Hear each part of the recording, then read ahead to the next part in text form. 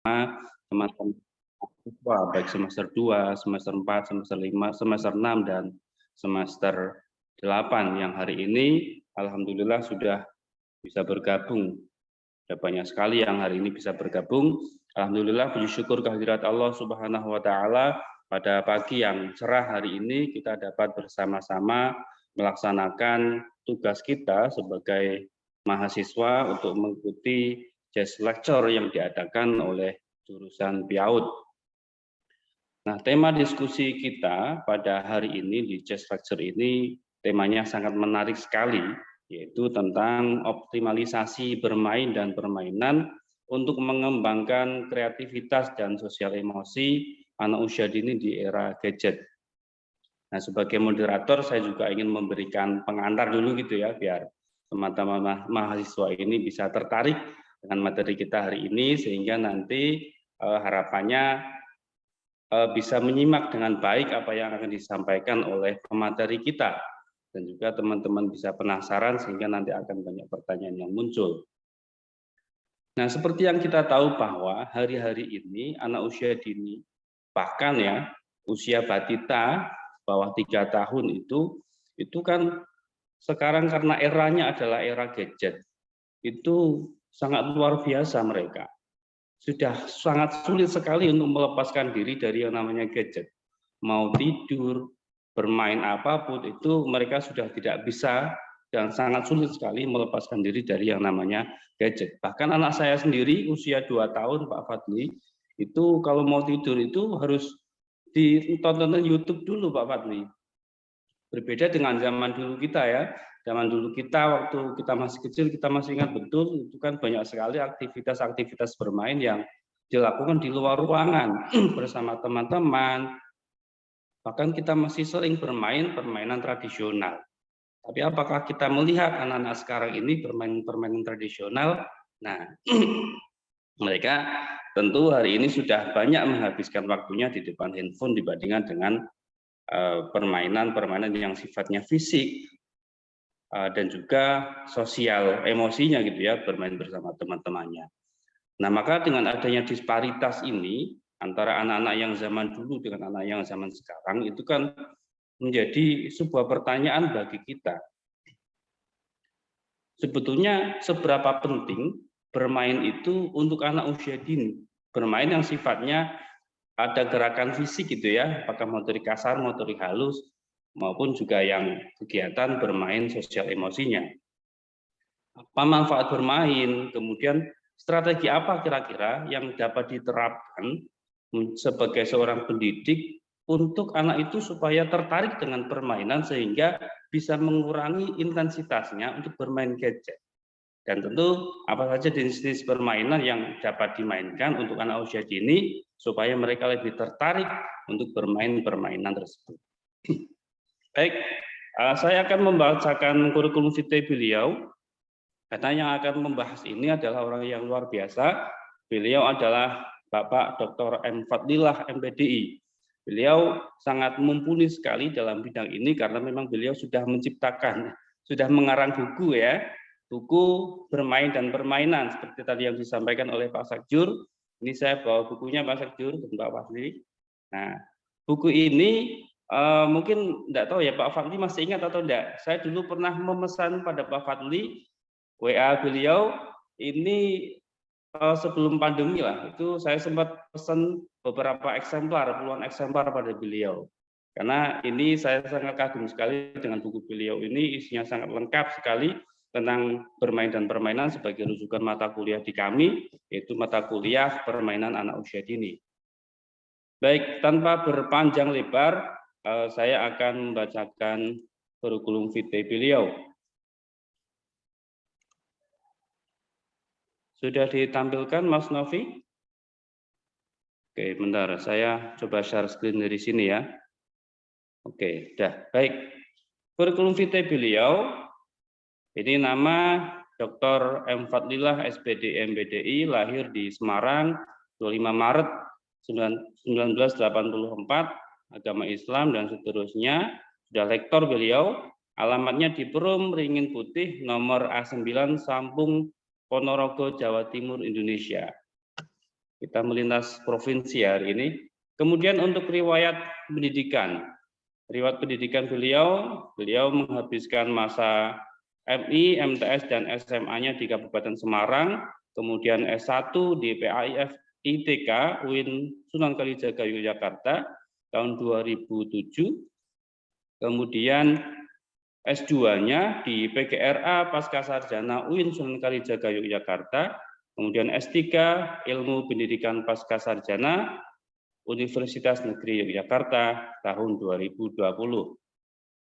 Untuk riwayat pekerjaan beliau yaitu dosen LB PGRA FITK UIN Sunan Kalijaga tahun 2014 sampai 2015. Kemudian dosen PG PAUD FKIP Universitas Muhammadiyah Ponorogo tahun 2015 sampai 2022. Kemudian dosen LB PAUD FITK IAIN Ponorogo 2015 sampai sekarang. Kemudian asesor Banpaud dan PNF Provinsi Jawa Timur dari 2018 sampai sekarang. Kemudian dosen PG PAUD FIP Universitas Trunojoyo Madura. Oh, berarti nanti dari Ponorogo terbang ke Madura ya, ini Pak Fadli. Kemudian ini di beberapa buku yang sudah beliau tulis, yang hari ini kita bahas tentang bermain dan permainan. Kemudian ada banyak lagi, dan juga artikel-artikel yang sudah beliau tulis, ini baik yang dipublikasikan tingkat nasional maupun internasional. Jadi sangat luar biasa sekali, beliau sangat mumpuni sekali dalam hal ini. Oleh karena itu, teman-teman mahasiswa, saya harapkan nanti bisa disimak dengan baik apa yang disampaikan oleh Pak Fadli. Demikian dari saya persilakan kepada Pak Fadli untuk menyampaikan terkait dengan bermain dan permainan untuk anak usia dini supaya dapat mengembangkan kemampuan motorik dan juga sosial emosional anak usia dini. Kepada Pak Fadli, saya persilakan.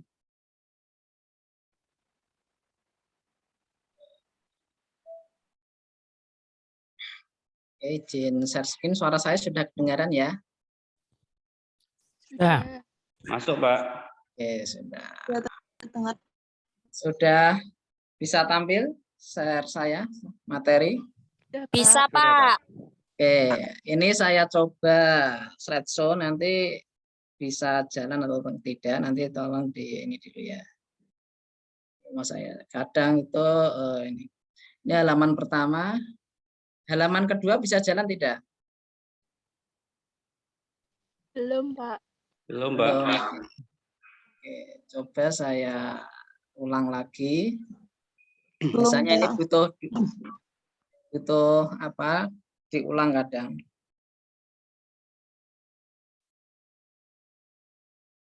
Ini halaman pertama. Ya, halaman pertama, Pak. Oke, ini kedua sudah. Belum. Mas, halaman pertama. Sudah, Pak. Oh ya. Sudah. Halaman kedua sudah, Mas.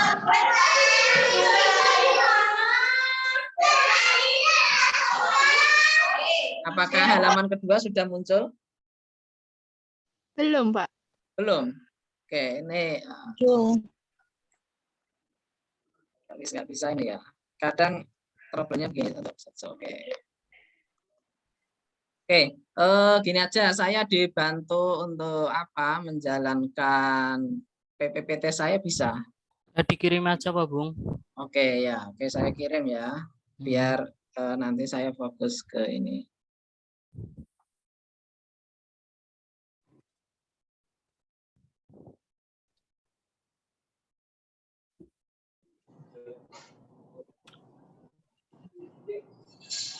Nanti dibantu share screen ya Mas Novi.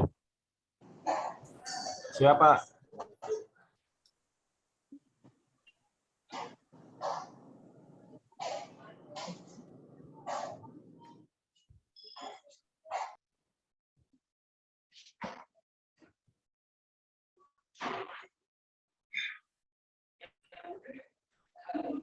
Oke sudah Bung, saya kirim WA.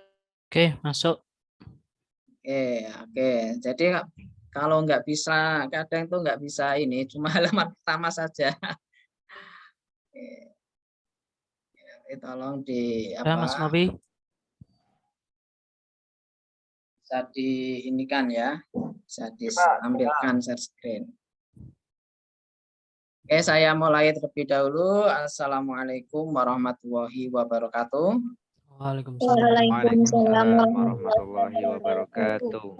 Hamdan wa syukranillah wassalatu wassalamu ala rasulillah la haula wa la quwata illa billah. Allahumma sholli ala Muhammad wa ala ali Muhammad.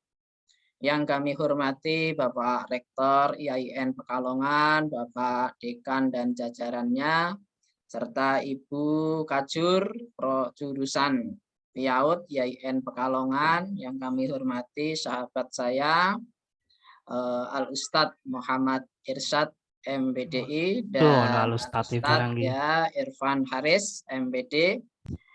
Dan yang saya banggakan teman-teman mahasiswa dari jurusan PIAUD IAIN Pekalongan. Alhamdulillahirrabbilalamin, pada kesempatan pagi yang cerah ini kita bisa bersilaturahim secara virtual melalui Zoom ini dan kegiatan Deslekter ini. Mudah-mudahan apa yang kita diskusikan pada hari ini nanti betul-betul bermanfaat, khususnya kepada kami pribadi dan juga kepada teman-teman semuanya dalam rangka untuk menebar kebaikan dan kebahagiaan. Oke, saya ingin tanya dulu kepada teman-teman mahasiswa, bagaimana kabarnya semuanya? Alhamdulillah. Alhamdulillah, Luar biasa. Tetap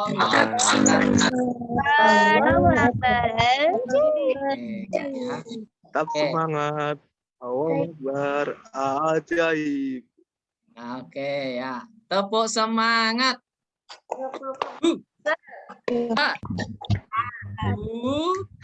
Gitu ya. Oke.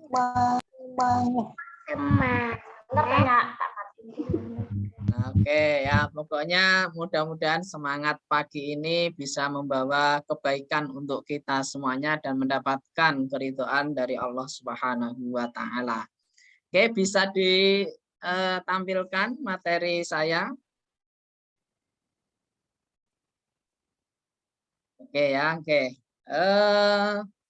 Bapak, Ibu, dan teman-teman mahasiswa sekalian, jadi tema hari ini yang dimintakan ya untuk menyampaikan adalah optimalisasi bermain dan permainan untuk mengembangkan kreativitas dan sosial emosional anak usia dini di era gadget, gitu ya. Oke, ya. Nama saya tadi sudah disebutkan, saya Dr. M. Fadlillah, SPDI, MPDI. M-nya itu ya M gitu aja ya. Nggak tahu kepanjangannya apakah Muhammad, apakah Mas gitu ya, atau Muh, ya nggak tahu. Yang penting KTP saya tulisannya adalah M. Fadlillah gitu ya. Oke, itu nomor WA saya 089782786665 begitu ya. Atau ini YouTube saya gitu ya, Eduva Channel ya, bagi nanti mahasiswa yang pengen tahu tentang ya berkaitan dengan permainan anak usia dini, berkaitan dengan materi-materi di bidang PAUD gitu ya, atau materi-materi untuk pendidikan dan lain-lain ya, itu bisa berkunjung ke channel kami Eduva Channel gitu ya.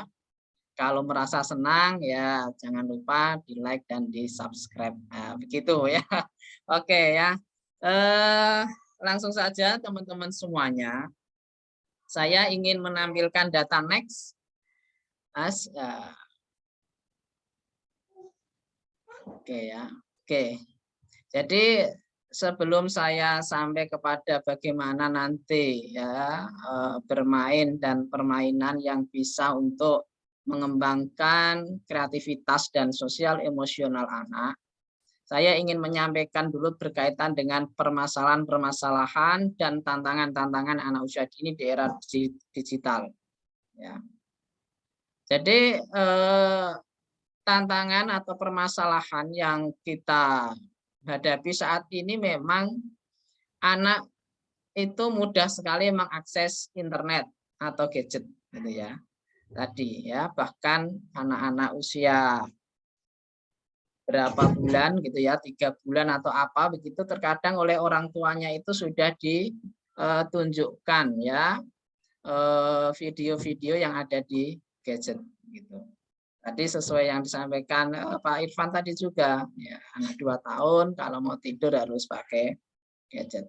Jadi sekarang ini sangat mudah, bahkan baru lahir pun sudah ditunjukkan gadget oleh orang tua atau lingkungannya. Nah ini kan menjadi sebenarnya jadi tantangan kita tersendiri ya. Sebenarnya anak kita itu mengenal gadget itu kan juga karena lingkungan, karena diri kita gitu ya. Kakaknya ya menggunakan gadget, orang tuanya menggunakan gadget, dan itu tidak bisa terlepas setiap hari, itu bahkan berjam-jam begitu ya. Nah, ini menjadi tantangan dan permasalahan kita bersama yang harus kita hadapi begitu. Yang kedua, banyak anak kecanduan game online atau YouTube. Nah, ini ya.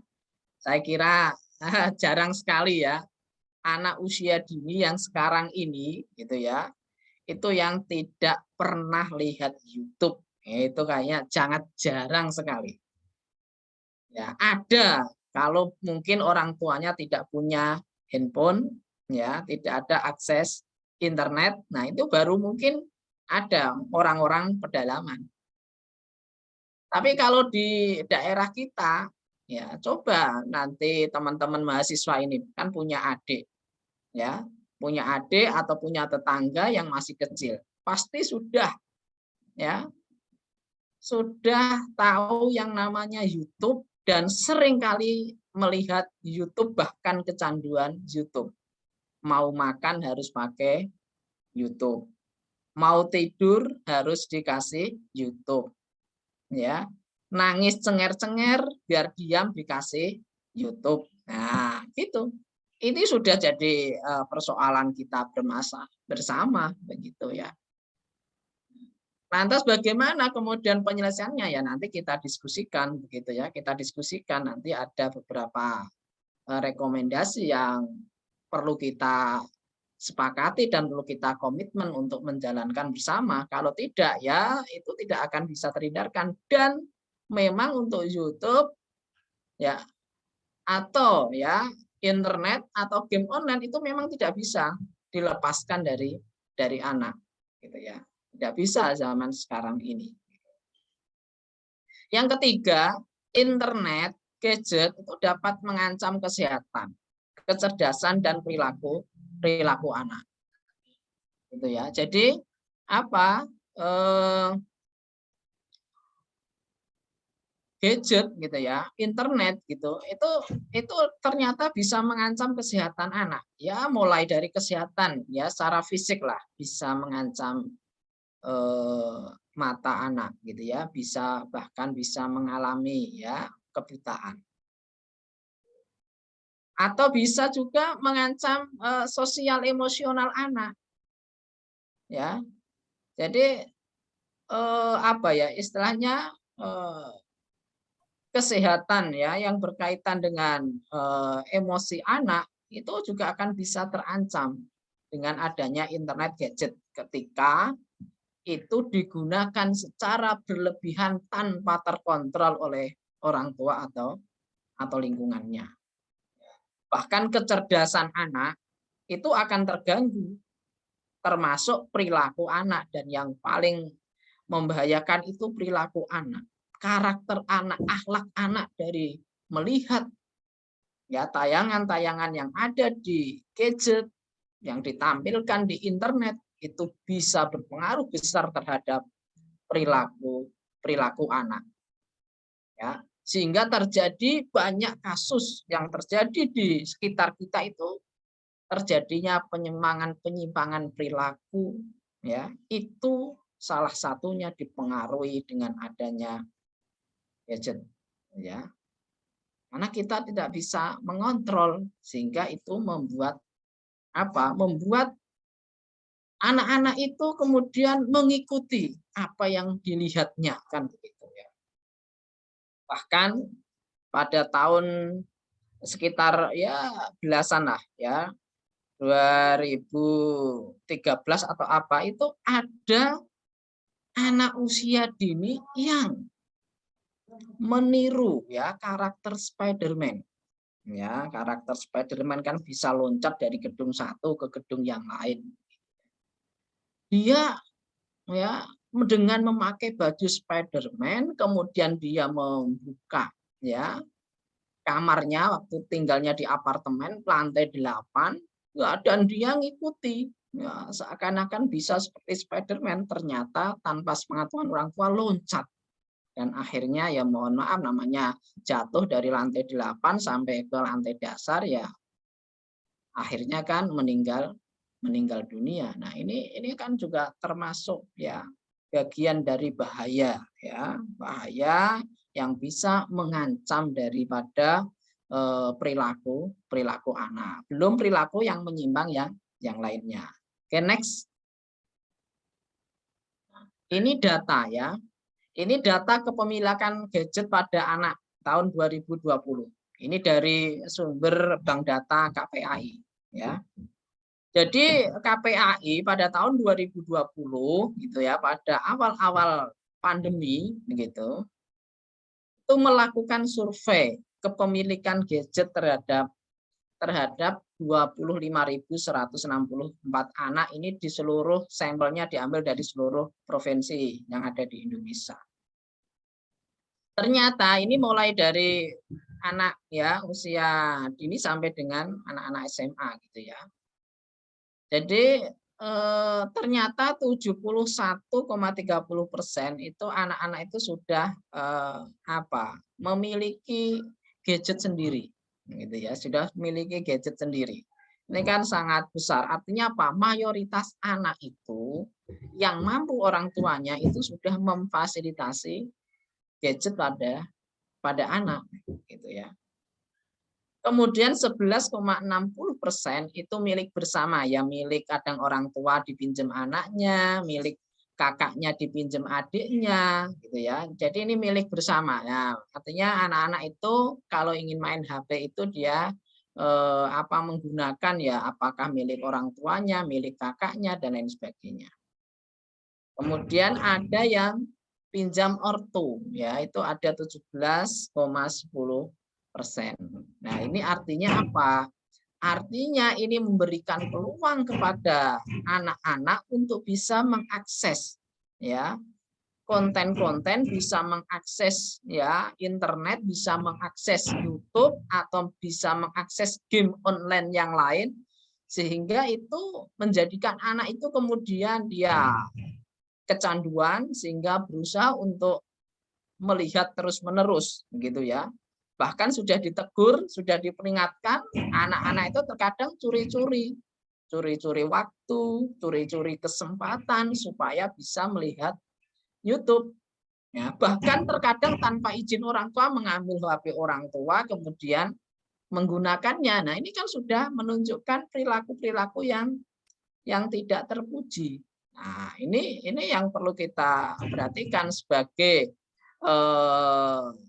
pendidik PAUD gitu ya, sebagai mahasiswa calon pendidik PAUD ini juga harus care, harus peduli ya bagaimana kemudian nanti bisa membatasi anak-anak ya dalam hal kepemilikan gadget ini. Oke, next berikutnya. Yang berikutnya adalah ini data penggunaan gadget pada anak tahun 2020. Ini masih survei yang sama yang kami baca begitu ya. Bahwa hasil survei terhadap 25.164 anak tadi itu mayoritas anak sebesar 79% itu anak menggunakan gadget. Nah, ini bayangkan ya. 79% atau 80% lah dari 25.000 anak itu dia sudah menggunakan gadget. Makanya tadi kalau Pak Irfan tadi mengatakan anaknya 2 tahun aja mau apa-apa sudah harus ini diputarkan YouTube. Ini ada ya ini bagian dari ini bahwa 80% atau 79% dari 25.000 anak itu dia menggunakan gadget. Ini surveinya di seluruh Indonesia, tidak hanya di Pulau Jawa saja, ya, di seluruh Indonesia. Dan tidak menggunakan gadget itu hanya sekitar 20% atau 21%. Nah, ini kan separuh lebih kan, ya. Jadi ini tentu saja membuat kita juga prihatin juga, gitu ya. Ternyata gadget ini sudah ya menjadi ya idaman anak-anak gitu ya, tidak hanya orang dewasa tapi anak-anak, yaitu tidak terlepas dari zaman. Tentu saja perkembangan zaman yang terus maju, yang terus berkembang itu ya tidak kemudian istilahnya itu menghindarkan anak dari gadget itu tidak bisa. Jadi memang harus ya anak-anak memang harus ya ini tetap istilahnya ya akhirnya ketagihan gitu. Kemudian selain survei kepada anak ya KPA itu juga survei terhadap 14.169 orang tua. Apakah dia mengizinkan anaknya menggunakan gadget ya? Dan hasilnya ya hampir sama, bahwa 77% itu orang tua mengizinkan ya anaknya itu menggunakan gadget selain untuk belajar. Nah, artinya gitu ya. Artinya anakku silahkan, yang penting meneng ya, yang penting diem anaknya, yang penting anteng, yang penting tidak rewel dan lain sebagainya. Hanya dikasih gadget. Ini 77% nih orang tua ini ya. Jadi ya mungkin saya juga ya, Pak Irfan ya, mungkin Bung Irsad juga gitu ya. Kadang kita mengizinkan kan anak kita menggunakan gadget kita kan. Nah, kemudian hanya 23% orang tua itu yang tidak mengizinkan anaknya menggunakan gadget selain untuk belajar. Artinya orang tua itu boleh menggunakan gadget kalau hanya untuk belajar itu hanya 23%. Artinya ini survei ini kan tidak kontradiksi, tapi memang saling artinya temuannya sama, bahwa anak-anak itu sudah menggunakan gadget sebesar 79%, anak orang tua mengizinkan gadget selain untuk belajar itu ada 77%. Nah, ini menjadi keprihatinan kita bersama. Ternyata ya gadget ini ya sulit sekali untuk dihindarkan ya, sulit sekali ya untuk dijauhkan dari anak-anak. Nah, hanya kita nanti kepandian kita saja nanti bagaimana kemudian anak-anak itu tidak kecanduan yang berlebihan. Nah, begitu ya. Karena kalau dihindarkan, dilepaskan sepenuhnya dari gadget kan juga kayaknya kok sangat sulit begitu ya. Kita harus logis juga kan begitu. Oke, berikutnya. Nah, ini dari survei tadi, ada beberapa survei yang berkaitan dengan alasan orang tua mengizinkan anak menggunakan gadget. Ya, gitu ya. Jadi, alasan kenapa sih orang tua kok mengizinkan anaknya menggunakan gadget begitu ya? Ternyata ini ya masih bagus lah. Artinya yang tertinggi ini kan sarana mencari pengetahuan. Nah, ini kan udah bagus. Artinya ada 74. Artinya orang tua mengizinkan ya supaya anaknya itu bisa mendapatkan banyak pengetahuan gitu ya. Kemudian yang kedua itu sarana untuk mencari informasi. Jadi mendapatkan informasi ini juga bagus gitu ya. Yang berikutnya adalah sarana untuk membuat tulisan petugas sekolah gitu ya. Ini ada 44,90% ya. Yang lain itu ada sarana untuk bermain biar anaknya bermain gitu ya, menggunakan gadget. Nah, ini tentu saja yang perlu kita kritisi gitu ya. Supaya anak bermain di rumah. Jadi supaya anak tidak bermain di luar, tidak keluyuran, itu sudah anak dikasih gadget aja, atau supaya anaknya itu diem di rumah gitu ya. Tidak mengganggu aktivitas orang tuanya. Nah, ini juga sama. Ini ada sekitar 31,80%. Kemudian yang berikutnya itu untuk aktualisasi diri ya, untuk pengembangan diri itu ada 16,60%, kemudian supaya tidak ketinggalan zaman itu ada 12,30%. Nah, ini adalah alasan orang tua mengizinkan anak menggunakan gadget. Ya, tetapi ya meskipun ya ini alasan orang tua udah baik ini, tapi yang nggak baik kan anak kita tidak ngontrol, tidak mengontrol, tidak mengawasi orang anak-anak dalam menggunakan gadget. Akhirnya apa? Ya ini jadi sarana untuk bermain. Nah, ini kadang kita lupa pengawasan kita. Ya, coba itu kalau anak-anak ngumpul-ngumpul menggunakan HP begitu ya, itu dicek. Mesti kan di situ ada, kalau nggak lihat YouTube, lihat game online atau lihat yang lainnya. Nah, ini ya. Nah, ini adalah beberapa. Nah, mudah-mudahan ya gadget ini ya bisa digunakan untuk sarana mencari pengetahuan, sarana untuk mendapatkan informasi gitu. Ini harapan kita. Oke, berikutnya. Nah, ini yang perlu kita pahami teman-teman semuanya, bahwa ada dampak ya negatif ya dari internet ataupun gadget pada anak. Semua sudah tahu lah saya kira ya.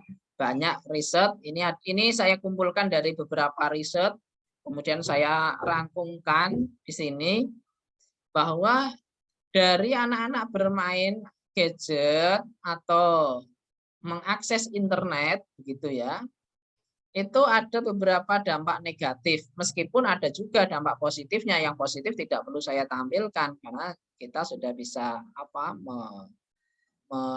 istilahnya sudah bisa mencari tahulah dampak positifnya begitu ya.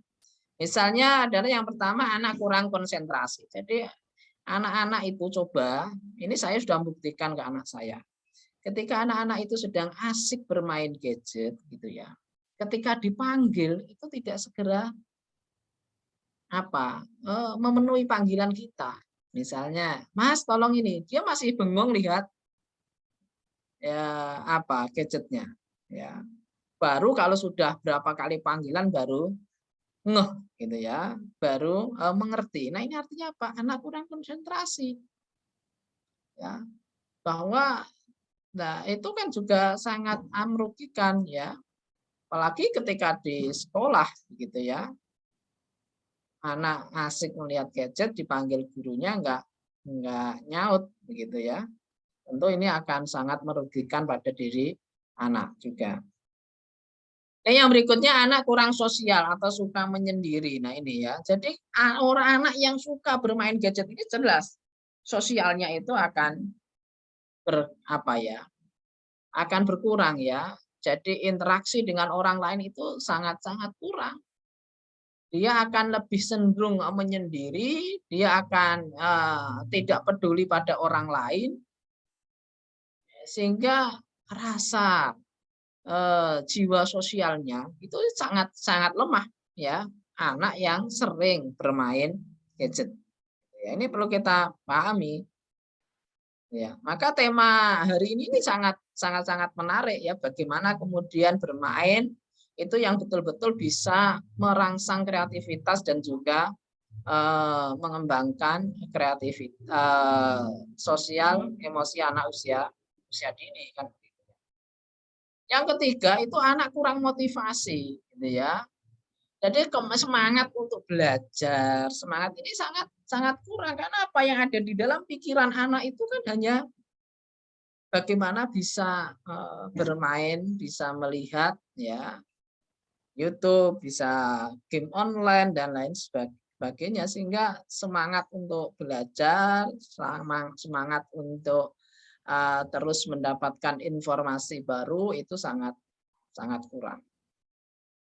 Yang berikutnya, akses informasi tanpa seleksi. Nah, ini tadi kalau tidak ada pengawasan dari orang tua gitu ya.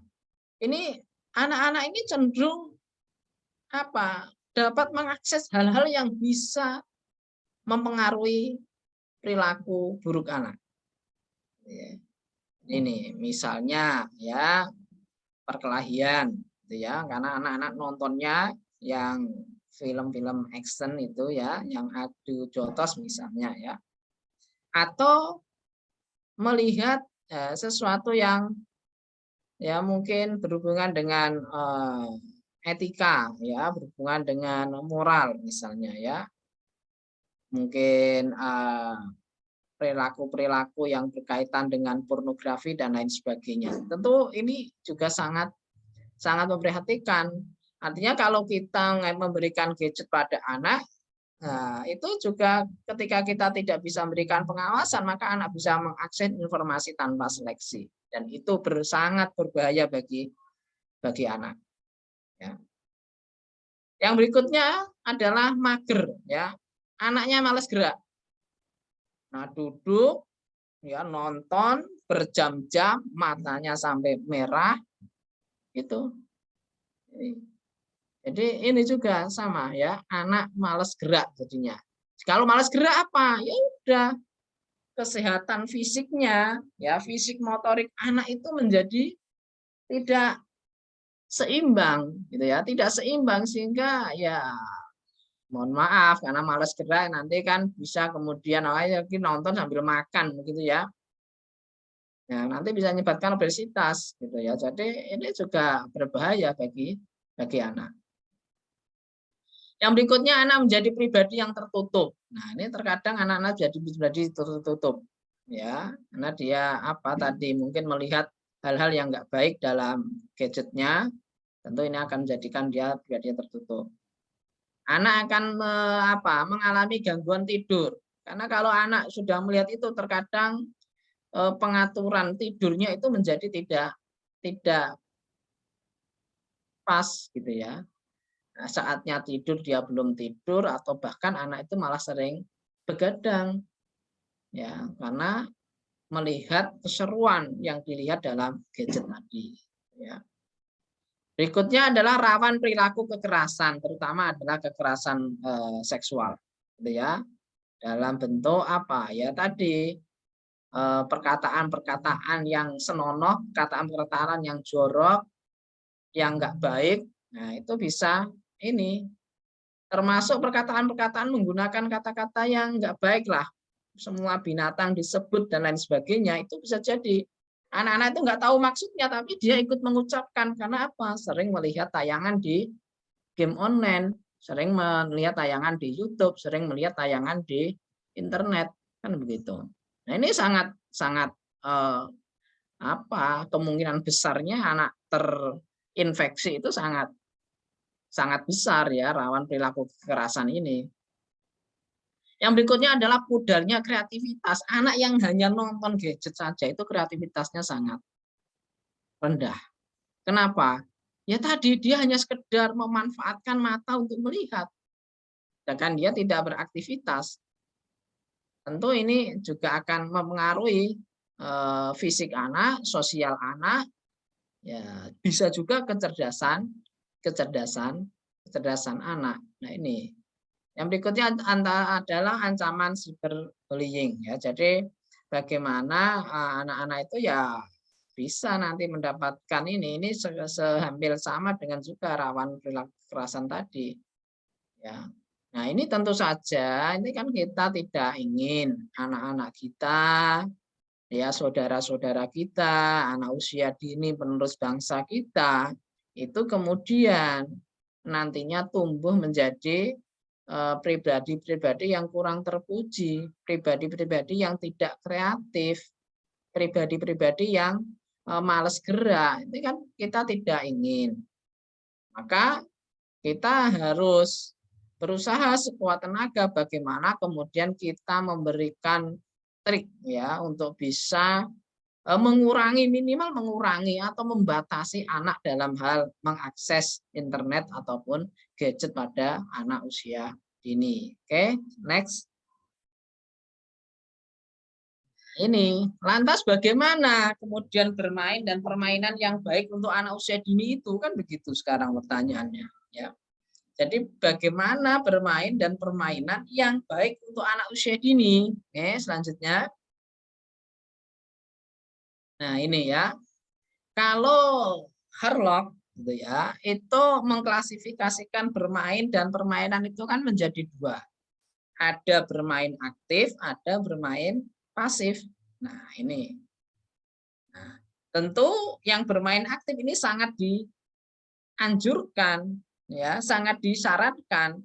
Bermain pasif ini sangat dilarang gitu ya, atau dikurangi atau bahkan dihindarkan gitu ya. Misalnya bermain aktif itu ya bagaimana anak-anak itu ya terlibat secara langsung dalam kegiatan atau aktivitas bermain ataupun permainan gitu ya. Terlibat secara langsung itu apa ya? Fisiknya, sosialnya, semuanya. Kalau pasif itu apa? Ya anak itu senang nonton YouTube, senang, tapi dia aktivitasnya sangat pasif, diem di tempat, melihat terus-menerus berjam-jam begitu dalam jarak yang sangat dekat sekali, tentu ini akan mengganggu berbagai macam kesehatan, kecerdasan dan perilaku anak gitu ya. Jadi Harlock sendiri sudah membagi, ada bermain aktif, ada bermain pasif. Maka yang sangat-sangat dianjurkan supaya anak itu kreativitasnya muncul, sosial emosinya itu berkembang dengan baik, itu ya bermain aktif gitu loh ya. Apakah bermain balok, bermain pasir, bermain egrang batok, engkleng, atau yang lainnya. Yang penting anak itu sangat-sangat terlibat aktif seluruh seluruh motoriknya ya. Jadi sensorinya, jadi seluruh motorik, seluruh sensorinya itu terlibat aktif, sensori motornya itu betul-betul terlibat semuanya. Nah, itulah yang baik untuk perkembangan anak. Oke, selanjutnya. Nah, maka di sini beberapa ahli menyebutkan kenapa toh kita perlu bermain dan permainan, artinya perlu bermain dan permainan yang aktif gitu ya. Yang pertama, bermain adalah dunia anak-anak dan mereka belajar melalui bermain. Ini tidak bisa dihindarkan. Bermain itu artinya adalah mencari kesenangan. Jadi anak-anak itu kecil itu intinya ya bersenang-senang. Maka kalau anak usia dini itu jangan terlalu dikekang. Biarkan mereka bersenang-senang, tapi tetap dalam pantauan, dalam pengawasan, dalam bimbingan. Itu dunianya anak-anak nggak bisa, anak-anak itu dilarang untuk bermain. Kalau dia dilarang bermain, nah merasa tersakiti hatinya, kan gitu. Itu nggak bisa. Makanya kalau di masjid ada anak-anak itu mesti ya kejar-kejaran, ya berlari-larian di masjid, rame. Itu wajar karena memang nggak dunianya anak ya seperti itu. Ya, tinggal kita pengawasan, nggak perlu dibentak-bentak, nggak perlu dimarahi, apalagi dijewer, itu akan menyakiti hati anak, kan begitu. Yang kedua, anak usia dini itu memiliki perkembangan otak yang sangat pesat, kecerdasan intelektual yang luar biasa, 80% ya, kecerdasan anak itu kan terjadi usia dini, usia 8 tahun ya. Sehingga harus distimulasi melalui pengalaman yang nyata dan menyenangkan dari lingkungannya ya. Pengalaman nyata menyenangkan itu apa? Artinya bermain atau permainan yang aktif, bagaimana anak itu terlibat secara langsung dalam bermain dan permainan itu. Nah, ini artinya menyenangkan gitu ya. Ada pengalaman nyatanya, anak terlibat secara langsung gitu. Kemudian yang ketiga, bermain adalah aktivitas yang membantu anak mencapai perkembangan yang utuh, baik itu fisik, intelektual, sosial, moral, dan emosional. Jadi dengan bermain itu sesungguhnya anak-anak itu akan bisa mencapai perkembangan yang utuh dalam diri anak. Ya, berkaitan dengan intelektualnya, perkembangan sosialnya, moralnya, emosionalnya, fisik motoriknya, semuanya itu akan bisa terbantu, terstimulasi dengan adanya bermain dan dan permainan. Maka ya kita tidak bisa menghindarkan anak dari bermain dan permainan, dan harus kita fasilitasi. Sebagai orang tua jangan kemudian kita itu membatasi anak atau melarang anak gitu ya, tapi kita fasilitasi ya, tentu saja adalah dengan bermain dan permainan yang edukatif, yang mendidik kan gitu.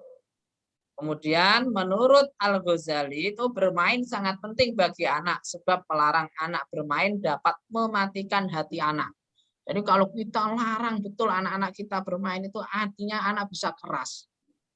Ya, hati anak bisa tersakiti. Ya, sehingga dia akan melampiaskan ya kesakitannya itu dengan kegiatan-kegiatan yang negatif. Ya, kegiatan-kegiatan yang mungkin menyimpang. Ya, tentu itu tidak kita inginkan kan gitu ya. Mengganggu kecerdasannya dan merusak irama hidupnya. Lah, dunianya anak bermain kok orang tua melarang. Ya, tentu irama hidup anak itu menjadi hilang gitu ya. Ya, menjadi menjadikan anak itu menjadi nggak kreatif, menjadikan anak itu tidak berkembang dengan baik kan begitu ya. Oke, selanjutnya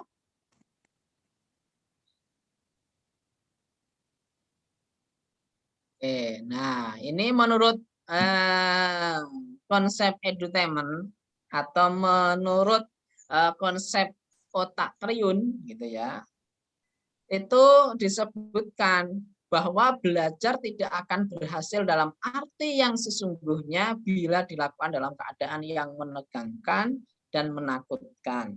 Belajar hanya akan efektif bila suasana hati anak berada dalam kondisi yang menyenangkan. Nah ini ya, artinya apa?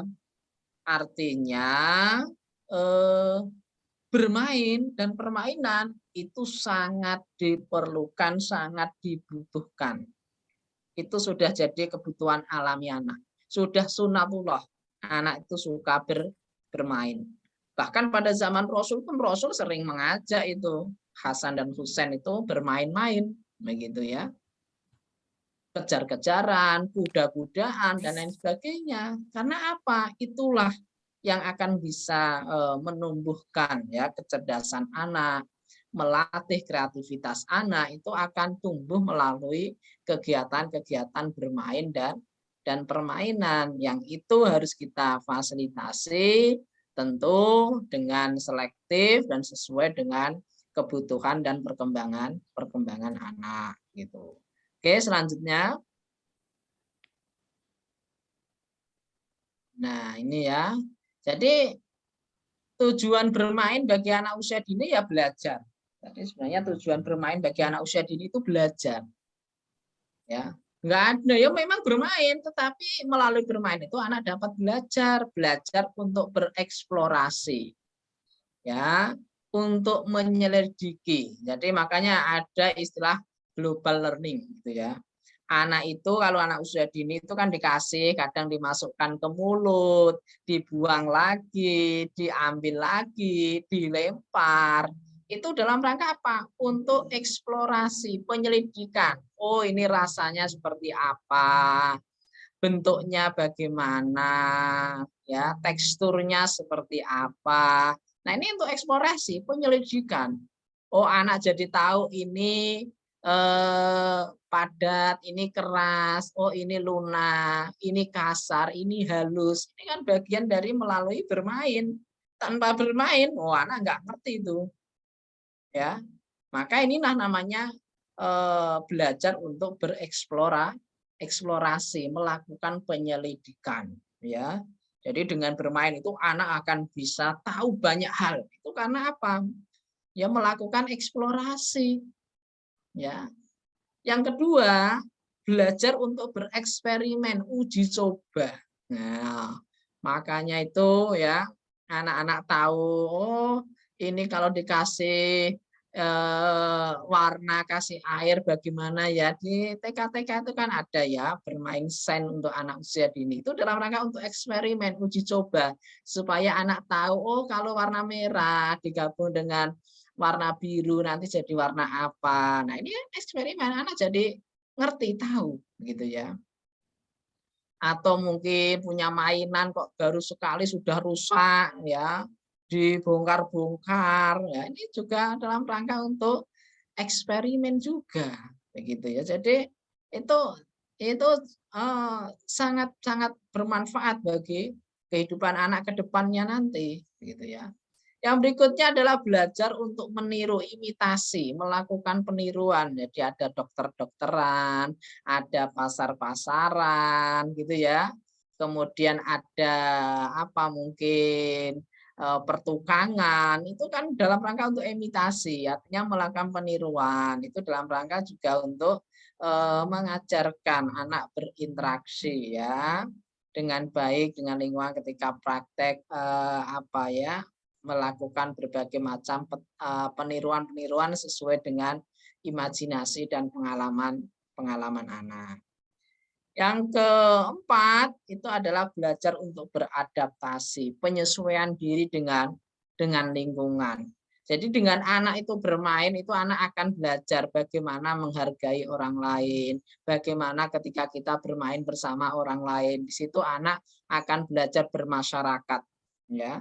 Anak akan belajar menyesuaikan diri dengan lingkungannya. Kalau anak nggak menyesuaikan diri dengan lingkungan, maka akan dijauhi oleh teman-temannya. Nah, ini adalah pentingnya bermain. Ternyata sangat luar biasa sekali bermain itu ya.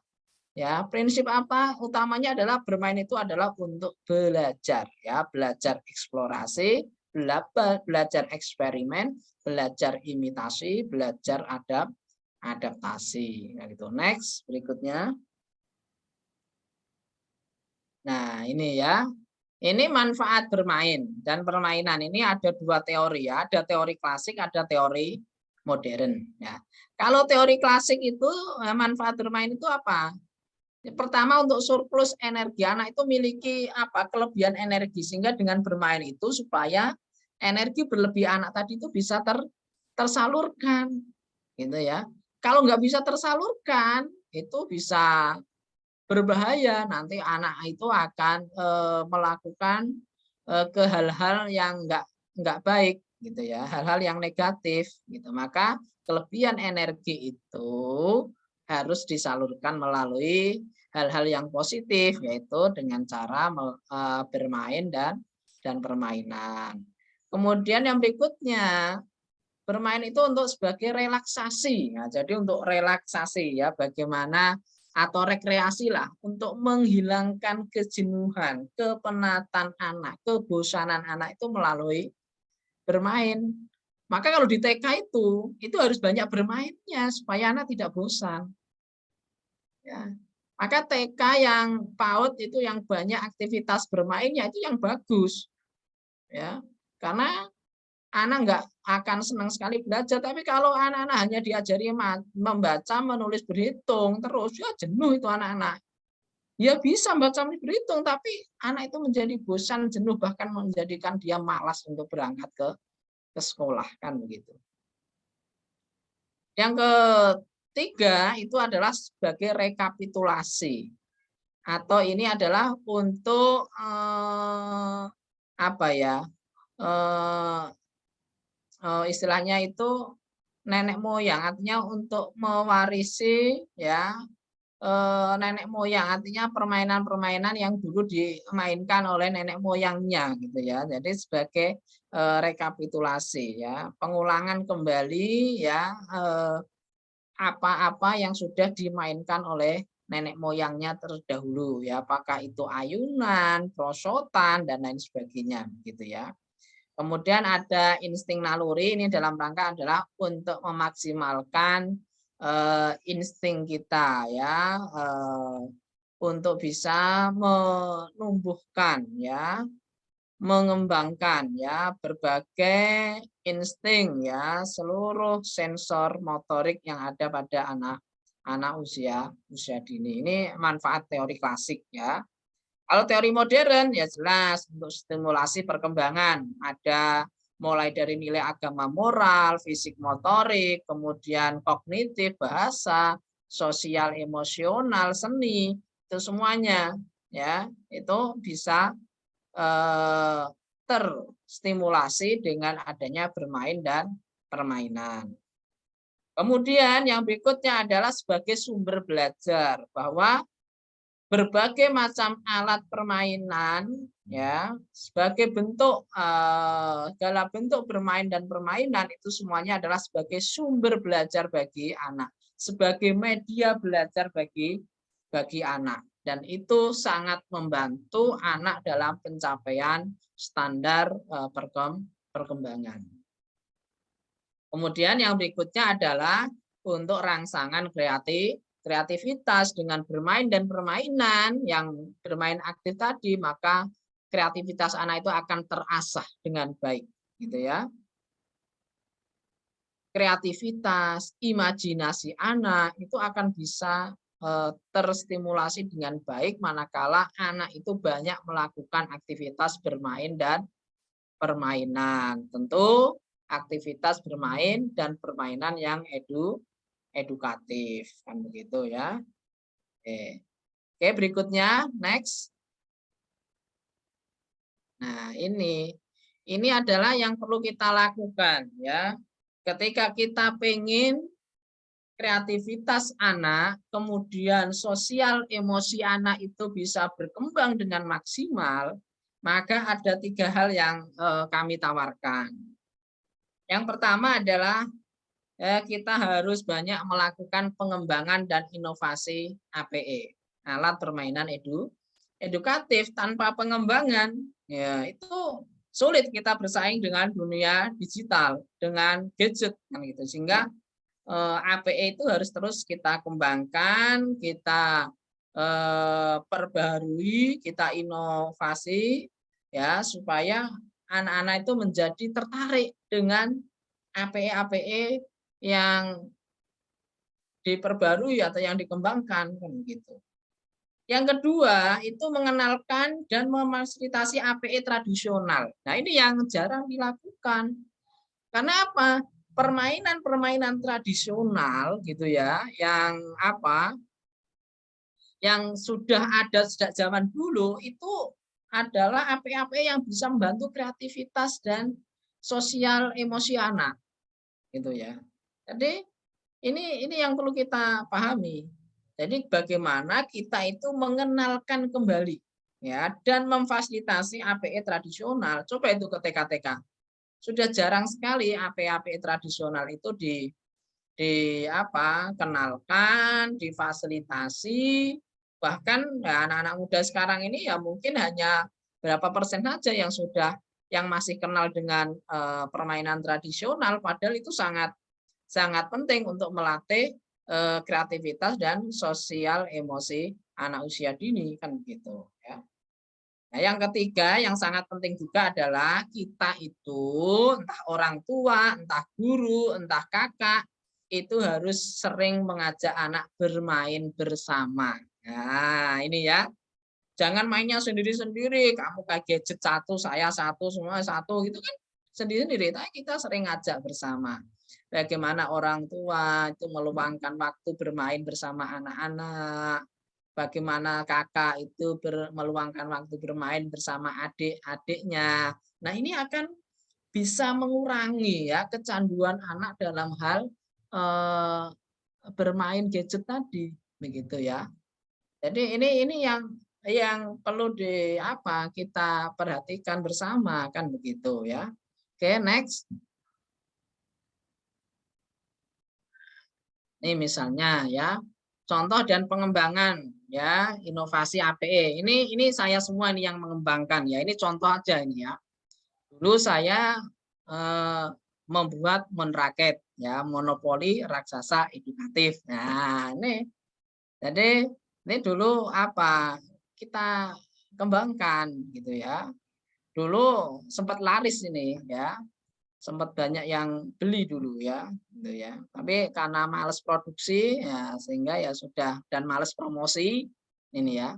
Jadi monopoli raksasa ini dalam rangka apa? Supaya anak tidak kecanduan itu kita kasih ini. Jadi monopoli raksasa edukatif. Jadi anak nanti seluruh fisiknya akan terlibat secara langsung. Ini pengembangan kecil-kecilan gitu ya. Kemudian ini pada saat COVID kemarin saya mengembangkan Ultaco ya, permainan Ultaco, ular tangga COVID-19. Nah, ini ya. Jadi ini penelitian ya. Jadi kita ngajukan proposal penelitian itu didanai ya 10 juta untuk bisa mengembangkan permainan Ultaco ini ya, ular tangga COVID-19. Ada nilai-nilai edukatif, ada kesenangan. Di situ anak juga tidak mengganggu kesehatan anak. Nah, ini akan menumbuhkan kreativitas juga. Nah, ini contoh pengembangan sederhana yang nanti mungkin teman-teman mahasiswa ini saya yakin nanti ide-idenya akan jauh lebih brilian daripada saya, kan begitu ya, masih muda. Nah, ini harus mengembangkan banyak permainan-permainan edukatif supaya anak itu tidak kecanduan lagi dengan namanya gadget. Kemudian yang terakhir ini masih proses pengembangan saya karena saya mendapatkan dana penelitian itu 3 tahun ya, yaitu playground budaya. Ini saya membuat playground budaya, ini didanai oleh Kemendikbud itu sebesar sekitar 375 juta ya, mengembangkan playground budaya. Sekarang masuk tahun kedua. Jadi bagaimana ada playground yang bisa mengenalkan anak usia dini itu dengan kebudayaan Indonesia gitu ya. Jadi mulai dari ya ada ayunan, prosotan, tetapi kita integrasikan, kita masuki muatan-muatan budaya yang ada di Indonesia, termasuk memadukan berbagai alat permainan tradisional ini ke dalam playground budaya. Ini kan untuk mengurangi. Jadi ketika anak masuk ke playground budaya ini udah lupa itu yang namanya gadget, itu sudah lupa dia. Wah, dia akan asik bermain dengan berbagai macam permainan yang ada di dalamnya. Gitu ya. Dia akan senang sekali kenal juga dengan budaya-budaya daerah yang lain. Nah, ini kan akan mengurangi kecanduan anak pada gadget, sehingga ini akan bisa menumbuhkan kreativitas anak, akan bisa membantu sosial ya, emosi anak. Nah, ini perlu kita lakukan. Jadi tentang pengembangan dan inovasi alat permainan edukatif. Nah, nanti mungkin skripsi mahasiswa itu nanti bisa itu mengembangkan berbagai macam alat permainan edukatif ini ya. Oke, next berikutnya. Nah, ini ya contoh API tradisional ya, ada dakon, ada engklek, ular naga, egrang batok, gangsing, boin-boinan. Nah, ini perlu dikenalkan kembali ya pada anak usia dini gitu ya. Saya coba mengenalkan engklek itu senangnya luar biasa. Engklek itu kan jenisnya banyak itu ya, berbagai daerah kan punya jenis-jenisnya sendiri-sendiri. Itu senang sekali loh ternyata. Ular naga ya, boin-boinan. Ini perlu kita kenalkan kembali pada anak-anak supaya apa? Anak tidak menjadi kecanduan yang namanya gadget. Dia akan bermain aktif di luar bersama teman-temannya sehingga akan melatih ya sosial anak, emosi anak akan terlatih di sini. Ya, tentu juga kreativitasnya. Nah, tapi sayangnya kan apa? API tradisional ini sekarang kan sudah disingkirkan karena tidak ada yang peduli, tidak ada yang mau mengenalkan kembali, memfasilitasi kembali ya dengan apa permainan-permainan tradisional ini kan begitu. Oke, berikutnya next. Nah, yang berikutnya adalah orang tua harus bermain bersama anak-anak. Luangkan waktulah bermain bersama-sama anak-anak. Anak-anak seneng loh kalau kita diajak bermain bersama, bermain balok bersama, bermain mobil-mobilan pakai kardus didorong. Anak itu luar biasa, senengnya luar biasa dan ketagihan itu. Coba kita. Kadang kita itu karena sudah capek lelah bekerja, kadang kita itu nggak sempet. Anak rewel dikit, ya sini tak kasih HP aja biar diem. Kan gitu kita. Tapi coba kita luangkan seperti ini ya. Kita ajak anak bermain pasir bersama, gitu ya. Kemudian kita ajak anak untuk masak bersama-sama. Itu senang. Anak, kamu goreng ya. Nanti adik yang ngupasin apanya misalnya begitu ya, atau yang ngambil piringnya, wah itu sangat sangat senang luar biasa itu, dan namanya gadget sudah lupa itu. Nah, tinggal kita istiqomah atau tidak. Ya, kita istiqomah tidak, kadang kita itu sudah lelah, sudah capek itu kemudian kita nggak sempat. Padahal pada zaman Rasul dulu, meskipun Rasul berdakwah kemana-mana, dia selalu menyempatkan diri bermain dengan cucunya Hasan dan Husain. Itu ya, bahkan kuda-kudaan, kejar-kejaran, ini sangat melelahkan juga. Tapi karena sayangnya Rasul pada ya cucu-cucunya itu, ya sudah nggak apa-apa, Rasul rela jadi kudaannya, kan begitu. Sama ketika kita meluangkan waktu kita untuk bermain bersama anak-anak, itu juga sangat sangat ini, meskipun kita sebagai sekjur gitu ya, itu juga harus menyempatkan waktunya. Nah, dulu khalifah aja kan menyempatkan waktunya itu ya. Nah ini ya, jadi begitu, kita harus meluangkan waktu bercanda, kemudian bermain bersama anak-anak supaya anak lupa yang namanya pergadgetan tadi gitu ya. Oke, next berikutnya. Ini terakhir dari saya. Oke. Anak usia dini akan tumbuh kreativitas dan sosial emosionalnya apabila mendapatkan stimulasi yang tepat dari lingkungannya, berupa aktivitas bermain yang mendidik dan menyenangkan. Saya kira ini saja ya yang dapat saya sampaikan. Terima kasih. Mudah-mudahan materi sederhana ini mengingatkan kita kembali ya. Mudah-mudahan menjadi perhatian kita bersama bahwa bermain dan permainan anak usia dini itu sangat penting dan perlu kita berikan pada anak usia dini dengan cara-cara yang baik, dengan cara-cara yang positif. Mudah-mudahan bermanfaat. Saya akhiri. Assalamualaikum warahmatullahi wabarakatuh. Waalaikumsalam warahmatullahi wabarakatuh. Terima kasih, Pak. Terima kasih Pak. Waalaikumsalam. Alhamdulillah sangat luar biasa yang beliau sampaikan, dan ini apa yang beliau sampaikan itu menjadi bahan renungan betul ya bagi kita. Seperti tadi yang disampaikan data dari KPAI, ternyata anak-anak sekarang itu kecanduan gadgetnya itu sudah sangat luar biasa. Padahal gadget itu untuk anak usia dini khususnya itu pasti lebih banyak madorotnya dibandingkan dengan manfaatnya. Tadi bahkan saya mencatat ada 10 dampak negatif yang diakibatkan oleh gadget, mulai dari kurang konsentrasi, kurangnya sosial, kurangnya motivasi, anak menjadi malas bergerak dan seterusnya. Nah, oleh karena itulah beliau Bapak Dr. Fadlilah menawarkan berbagai macam solusi yang dapat kita gunakan supaya anak itu mengurangi intensitas penggunaan gadgetnya, yaitu dengan 3 hal, yaitu pengembangan dan inovasi APE, kemudian mengenalkan dan memfasilitasi APE tradisional, dan juga mengajak anak-anak bermain bersama. Dan juga tadi juga ditawarkan juga sama mahasiswa, ini bisa menjadi bahan skripsi nih, mengembangkan APE tradisional. Wah, itu sangat luar biasa sekali bagi mahasiswa yang semester atas, ini bisa menjadi bahan untuk pembuatan skripsi. Itu yang disampaikan oleh Bapak Dr. Fadlilah sangat luar biasa, sangat jelas, sangat gamblang yang beliau sampaikan dan sangat bermanfaat sekali bagi kita.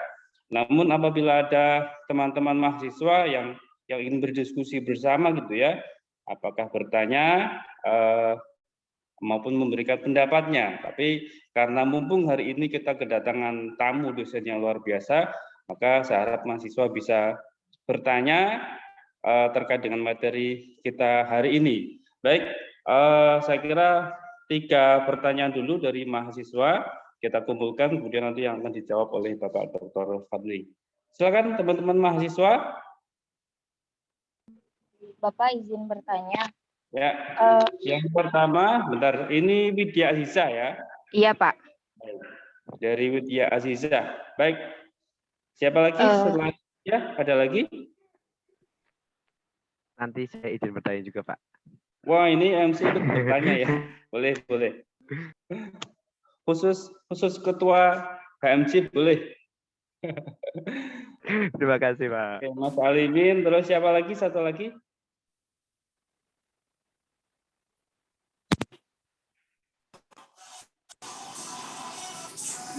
Baik, kalau belum ada, sementara 2 dulu, nanti akan menyusul. Baik, kesempatan pertama saya berikan kepada Mbak Widya untuk dapat menyampaikan pertanyaan. Silakan Mbak Widya. Baik, terima kasih untuk kesempatannya Pak Irfan. Sebelumnya, Assalamualaikum warahmatullahi wabarakatuh. Waalaikumsalam warahmatullahi wabarakatuh. Terima kasih kepada Bapak M. Fadlilah yang telah memberikan materi yang luar biasa.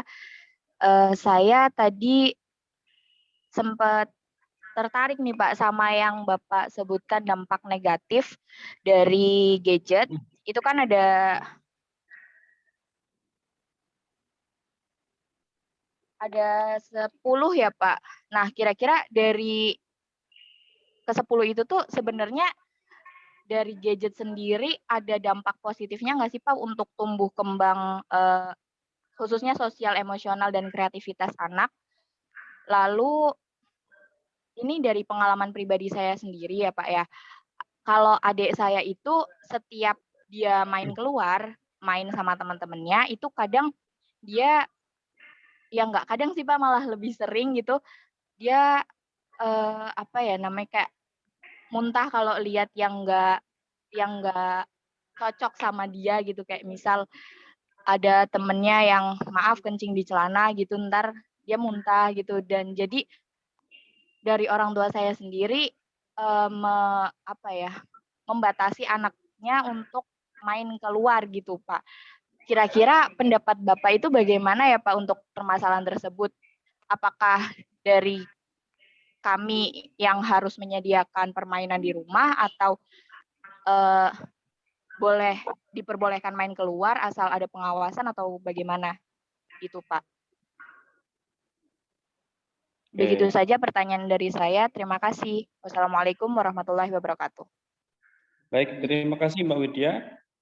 Mbak Widya bertanya 2 hal, nanti akan saya bacakan ulang, tapi saya berikan kesempatan dulu kepada Mas Alimin untuk bertanya. Silakan Mas Alimin. Baik, terima kasih Pak atas waktunya. Walaupun FC diberizinkan untuk bertanya ya Pak. Baik, tadi saya tertarik banget dan sempat agak itu sama yang inovasi APE tradisional dari Pak M. Fadlilah itu mengenai yang apa namanya ulkaco kalau nggak salah ya, ular tangga COVID itu. Gini Pak, kebetulan itu saya dulu pas SMA itu juga pernah Pak mengembangkan itu ular tangga juga. Itu apa namanya ya, namanya itu Ulta Garbu. Itu mengembangkan permainan ular tangga tapi untuk mengenal cagar budaya gitu Pak. Nah, yang ingin saya tanyakan mengenai kayak materi atau mungkin apa ya, pengenalan yang di dalamnya itu kalau untuk anak usia dini itu ada batasan-batasannya nggak sih Pak? Kalau kayak saya itu kan itu mengenal cagar budaya gitu Pak. Lah itu kalau untuk anak usia dini itu cocok atau enggak gitu? Mungkin lebih ke situ sih Pak. Terima kasih. Baik, terima kasih Mas Alimin. Masih 2 pertanyaan, barangkali ada 1 lagi dari mahasiswa yang mau bertanya. Izin bertanya Bapak. Ya, siapa ini? Laili Fitri. Oke Mbak Laili, silakan Mbak Laili. Iya, sebelumnya Assalamualaikum warahmatullahi wabarakatuh. Perkenalkan, nama saya Laili Fitri Utami. Izin bertanya Bapak, untuk batasan usia, apakah ada batasan usia dalam memberikan atau penggunaan gadget untuk anak, dan sekiranya itu dalam usia berapa seorang anak itu dapat diberikan gadget sendiri gitu loh Pak. Dan gini, saya punya saudara, kan katanya kalau hobi itu harus dikembangkan gitu ya Pak. Orang tuanya itu bilang bahwa anak tersebut itu dari kecil itu suka ngegame lah, kata orang tuanya itu nanti saya akan memfasilitasi hobi sang anak tersebut gitu biar jadi gamers gitu Pak. Lah itu menurut Bapak itu gimana? Sekian. Assalamualaikum warahmatullahi wabarakatuh. Waalaikumsalam warahmatullahi wabarakatuh. Baik, sudah 3 pertanyaan, nanti kalau waktunya cukup akan kita tambah lagi. Baik, tadi ada pertanyaan yang pertama dari Mbak Widya. Mbak Widya bertanya tentang dampak negatif dari permainan gadget tersebut untuk anak usia dini. Nah, apakah dari kesekian, dari ke-10 dampak negatif tersebut, apakah ada juga dampak positifnya bagi anak usia dini? Kemudian bercerita tentang adiknya yang suka mendapatkan hal-hal yang negatif gitu ya ketika bermain di luar. Apakah harus menyediakan permainan di dalam atau bagaimana? Kemudian dari Mas Ini Alimin. Pak, mungkin ini satu itu dulu dijawab dulu biar nggak lupa Oh ya, nanti. satu. Iya, Oke, oke. monggo. Oke, yang pertama tadi ya tentu saja tadi sudah saya sampaikan bahwa gadget ini ada dampak positif, ada juga dampak negatifnya. Tetapi memang dampak negatif itu jauh lebih banyak ketika memang belum bisa memanfaatkan dengan sebaik-baiknya gitu ya. Nah, lantas apa saja sebenarnya dampak positifnya begitu ya? Ya pertama dampak positifnya ya anak tidak gaptek gitu, itu yang pertama. Artinya anak tidak gagap teknologi, artinya anak kenal, tidak ketinggalan zaman, anak tahu begitu dengan adanya perkembangan teknologi begitu ya. Yang berikutnya ya apabila ada pengawasan yang baik, apabila digunakan dengan baik, maka gadget ini juga bisa jadi sarana belajar anak, terutama di tengah masa pandemi gitu ya. Jadi sekarang kan anak-anak online kemarin ya itu kan membutuhkan namanya gadget juga. Karena tidak semua orang tua kemudian punya mungkin komputer dan lain sebagainya, tentu itu juga dampak positif ya.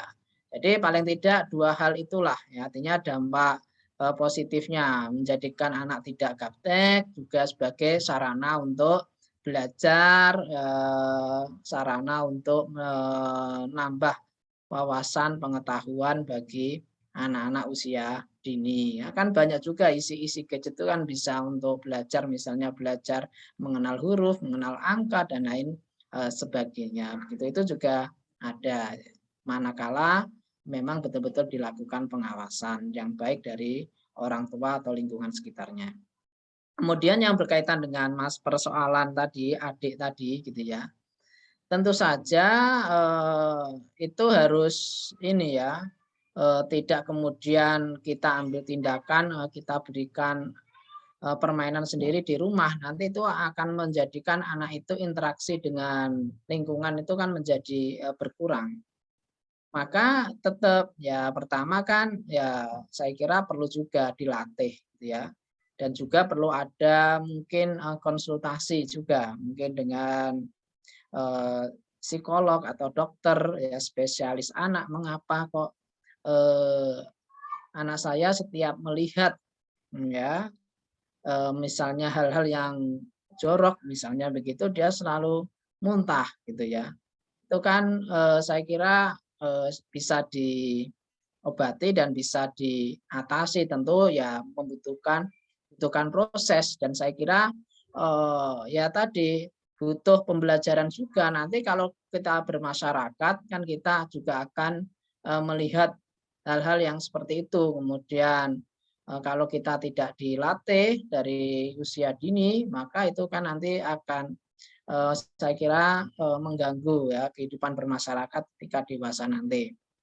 Sehingga perlu dilatih, artinya perlu dilatih, perlu mungkin perlu dimotivasi.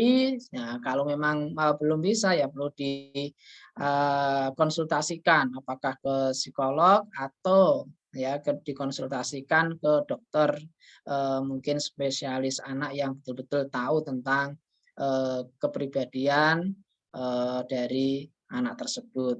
Saya kira begitu. Jadi jangan kemudian kita mengurung diri, tapi justru itu harus kita latih. Ya, kemudian kita berikan kesempatan bahwa anak itu pasti bisa, pasti mampu untuk mengatasi persoalan itu. Saya kira begitu mungkin ini jawaban dari saya begitu. Oke. Baik, terima kasih Pak Fadli. Itu jawaban yang dapat diberikan beliau dari pertanyaan Mbak Widya. Jadi memang ada dampak positifnya tentu ya, selain lebih banyak dampak yang negatifnya penggunaan gadget tersebut. Pertanyaan yang kedua dari Mas Alimin. Mas Alimin tadi bercerita tentang permainan ular tangga. Jadi permainan ular tangga itu kan banyak permainan-permainan tradisional yang itu digunakan untuk orang-orang yang lebih dewasa gitu ya, atau anak usia dini ke atas. Nah, apakah ada batasan-batasan permainan tersebut apabila dimainkan untuk anak usia dini khususnya? Baik, silakan Pak Fadil. Kalau untuk anak usia dini, tentu saja acuannya yang utama kan STTPA, ya, Standar Tingkat Pencapaian Perkembangan Anak. Artinya anak itu sudah ada tahapan-tahapannya, apa saja mungkin untuk aspek fisik motoriknya, untuk nilai agama dan moralnya, untuk kognitif, kemudian untuk sosial emosional, kan sudah ada standarnya. Maka acuannya itu. Manakala kita kemudian mengembangkan APE ular tangga dengan diintegrasikan dengan apapun, maka ya mengacunya pada STTPA tadi, kira-kira kalau ini itu sudah bisa belum ya ketika ditampilkan atau digunakan untuk anak usia dini, misalnya mengenalkan cagar budaya. Nah, itu bagaimana? Mungkin dibuat bahasanya yang sederhana kan gitu ya. Mungkin karena perkembangan bahasanya kan belum bisa memahami seperti orang dewasa, maka mungkin bahasanya perlu dibuat yang sederhana, misalnya begitu. Atau nanti dari mungkin gambarnya bagaimana dibuat yang menarik gitu ya, supaya anak tertarik. Misalnya ini ya, misalnya tadi pengembangan saya kan ular tangga COVID-19. Ini kan dalam rangka untuk anak-anak mengenalkan bagaimana mematuhi protokol kesehatan gitu ya, bagaimana ya. Maka di situ kami ya mendesain karakter ya, karakter anak dalam hal memakai masker, kemudian mencuci tangan, itu ya kita desain dalam sesuai dengan karakteristik dan perkembangan anak usia dini. Jadi acuannya ya jelas, yang utama adalah STTPA ya, Standar Tingkat Pencapaian Perkembangan Anak. Nah, itu nanti dibacakan sudah ada tingkatan usia dari 0 tahun sampai dengan usia 6 tahun. Kira begitu Mas Limin. Baik, terima kasih Pak Fadli. Jadi ada panduannya ketika akan membuat AP tersebut dari standar tingkat pencapaian perkembangan anak. Yang terakhir tadi pertanyaan dari Mbak Laili. Mbak Laili bertanya tentang batasan usia anak boleh menggunakan gadget itu kapan Pak Fadil? Ya, sebenarnya ini ya, kalau kemarin saya sempat mendapatkan materi dari seorang dokter anak, spesialis anak, itu adalah intensitas ya. Jadi yang dikatakan intensitas artinya ketika anak usia dini itu ya tidak boleh ya lebih dari 1 jam gitu ya. Jadi 1 jam. Jadi itu dari dokter itu ada panduannya, tadi saya lupa persisnya gitu, tapi ada ya intensitasnya. Karena apa? Cahaya dari gadget itu nanti itu akan bisa merusak pandangan anak gitu ya. Jadi pandangan penglihatan anak gitu. Sehingga perlu ada pembatasan waktu ya, perlu ada pembatasan waktu ya. Nanti mungkin bisa di searching, tapi prinsipnya ada ya. Kemudian kalau ditanyakan kapan usia dibolehkannya gitu ya.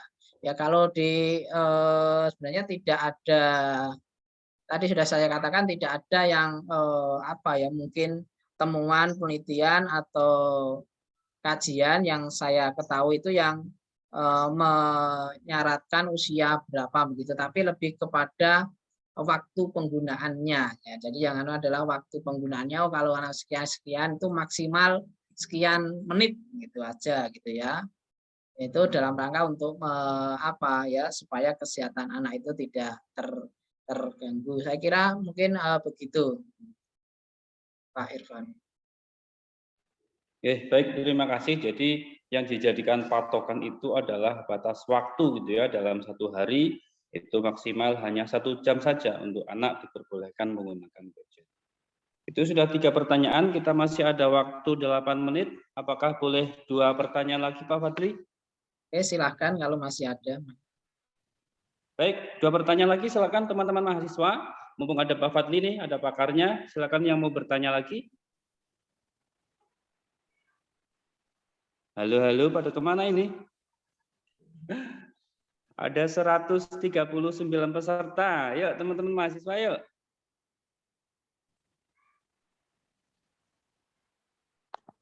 Ya, persiapan isoma.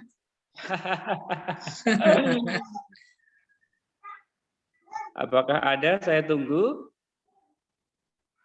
Oke, nampaknya masih malu-malu nih Pak Fadli. Oke, baik. Kalau tidak ada berarti kita cukupkan. Kita untung 8 menit. Baik, itu yang dapat kita bahas hari ini. Jadi pada kesimpulannya adalah anak itu perlu diperkenalkan dengan game-game atau permainan-permainan yang sifatnya adalah untuk mengacu kreativitas dan juga sosial emosinya anak. Di antara beberapa tadi yang ditawarkan oleh Pak Fadli adalah dengan mengembangkan berbagai macam inovasi-inovasi APE supaya anak lebih tertarik dengan kegiatan-kegiatan permainan yang sifatnya fisik dibandingkan dengan gadget.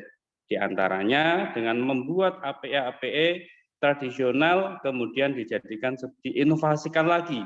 Bukan hanya permainan tradisional yang dulu kecil kita mainkan, tetapi perlu ada inovasi-inovasi baru sehingga anak lebih tertarik dengan permainan-permainan tersebut. Itu yang dapat kita simpulkan pada pertemuan hari ini. Kami sampaikan terima kasih Pak Fadli. Kita boleh aplaus buat Pak Fadli, luar biasa. Oke, baik, terima kasih. Itu yang dapat kami sampaikan sebagai moderator. Selanjutnya saya kembalikan kepada MC. Kurang lebihnya mohon maaf. Wabillahi taufiq wal hidayah. Barang siapa yang dekat dengan Pak Taufik maka akan mendapatkan hadiah. Assalamualaikum warahmatullahi wabarakatuh. Waalaikumsalam warahmatullahi wabarakatuh. Baik, Assalamualaikum warahmatullahi wabarakatuh. baik, kami ucapkan terima kasih kepada narasumber kita pada hari ini yaitu Bapak M. Fadlilah, SPDI MPDI, dan juga moderator kita Bapak Irfan Haris MPD.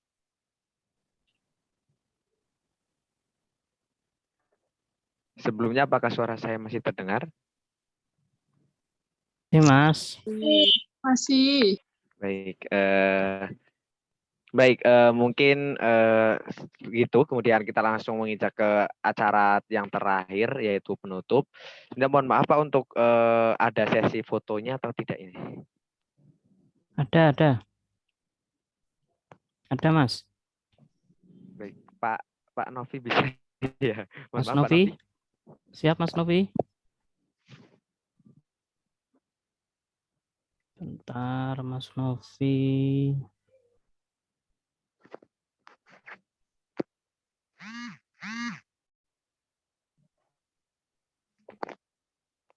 Mas Novi masih ada kan ya?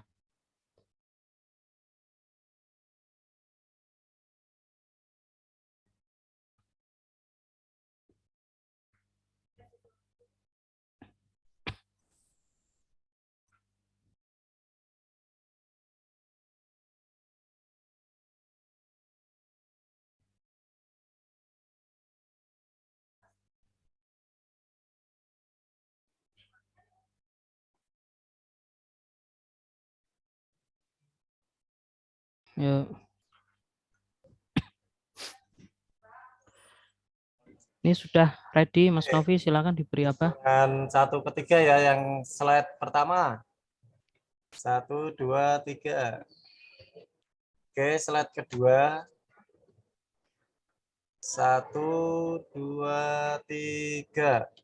Masih banyak ini yang belum mengaktifkan video. Ayo diaktifkan videonya. Yang belum. Teman-teman bisa diaktifkan ya videonya. Ayo. Oke, 1, 2, 3. Oke, 1, 2, 3. 1, 2, 3. Oke. Terakhir 1, 2, 3. Oke, sudah. Baik, terima kasih Pak Novi. Oke, makasih Mas Novi. Makasih Bung ini Bung atas waktunya. Nanti kapan-kapan lagi ya. Oke, terima kasih semuanya mahasiswa, tetap semangat ya. Oke, Terima saya kasih, Pak. izin ya live dulu. Baik, Pak. Terima Kekurangannya kasih, saya Pak. mohon maaf ya. Oke, sukses selalu. Amin, amin. Oke, sama-sama Bung. Saya juga terima kasih banyak. Baik, demikian acara Liklista pada pagi hari ini. Semoga apa yang tadi disampaikan oleh pemateri bisa menambah wawasan pada kita, menambah semangat kita dalam menjalankan terutama perkuliahan bagi teman-teman. Semoga apa yang tadi disampaikan menjadi manfaat baik di dunia maupun di akhirat. Amin, amin, ya rabbal alamin. Baik, kurang lebihnya seperti itu. Saya sebagai MC mohon maaf apabila selama berjalannya acara ini banyak tutur kata maupun tingkah laku yang kurang berkenan pada hadirin semua. Saya mohon maaf yang sebesar-besarnya. Terima kasih. Wabillahi taufiq wal hidayah. Assalamualaikum warahmatullahi wabarakatuh. Waalaikumsalam warahmatullahi wabarakatuh. Mumpung masih ada waktu, jangan lupa daftar hadir yang belum ngisi ya. Ya. Ada di kolom chat ya teman-teman. Iya, Silakan tadi bisa ada di kolom chat. itu. Apa namanya? Sertifikat. Hilang, Pak, hilang. Nanti di-share ke grup, Mas. Share ke grup. Ya, oke. Iya, Pak, grup, Pak. Oke, terima kasih teman-teman. Sukses selalu yang sudah semester Amin. mau habis, semoga segera selesai ya. Amin, amin, amin. Amin, Pak, amin. Terima kasih, Pak. Ya. Siapa tuh? Mbak Bunda. Apa dong? Bunda di mana, Bun? Baru nyampe rumah. Anca udah selesai. Belum, Pak. Lagi jalan itu, Pak. Jalan kemana? Ke tempatmu, Pak Ul? Ya, biasa itu ke rumah saya, Pak. Oke, saya izin keluar ya. Iya, Pak. Silakan. Ya, Baik, Pak. Terima kasih, Pak. Ya, saya akhiri ya, Mas. Terima kasih semuanya. Ya, terima kasih, Pak. Terima kasih, Bang Novi.